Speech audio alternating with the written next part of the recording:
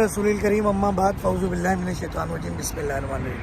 अल्हम्दुलिल्लाह मुत्तहिदा अरब अमारात पहुँच गए और मुत्तहिदा अरब अमारात का पहला पड़ाव हमारा जो है वो अबू ज़ेबी, क्योंकि रात के तकरीबन 3 बज रहे तो अल मुसफ़ा जाने का प्लान था, मगर टाइम ज़्यादा होने की वजह से हम यहीं एक रास्ते में पंप है, क्या नाम है इस इलाके का, बनियाज के अंदर ये एक पंप है।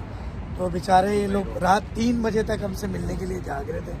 उसमें से 2 मरीज़ ऐसे हैं जो पहले दवा ले चुके हैं, उनसे जानेंगे कि उनको क्या फ़ायदा हुआ।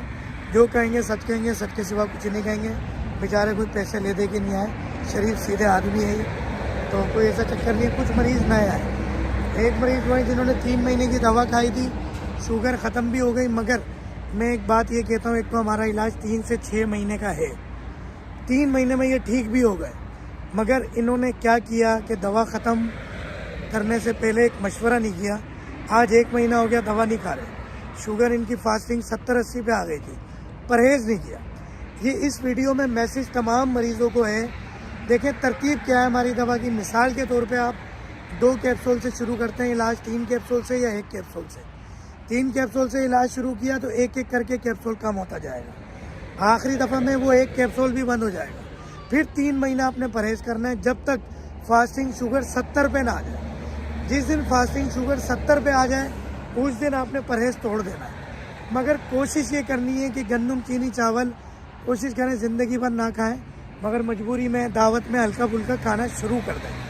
मगर इन भाई को मुझे पूरा यकीन है, इन्होंने रमज़ान दिल खोल के उड़ाया है। हाँ कि ना? हाँ वो तो अब अच्छा, नाम आपका?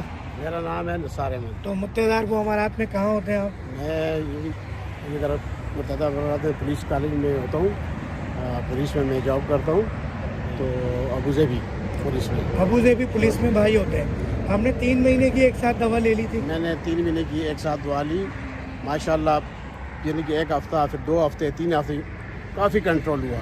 488 यानी 488 से मैं यानी कि 74 तक पे आ गया। और मैं यानी कि खाना खा के उसके बाद यानी रनिंग मेरी 130 इस तरह आई है मेरी, काफ़ी कंट्रोल हुआ है। उसके बाद जो फास्टिंग है मेरी 75 तक आई है, जो कि अमूमन 200 से ऊपर नीचे रहती थी, तो वो आ गई थी, कंट्रोल हो गया। लेकिन रमज़ान में फिर मैंने कोई एहतियात नहीं की।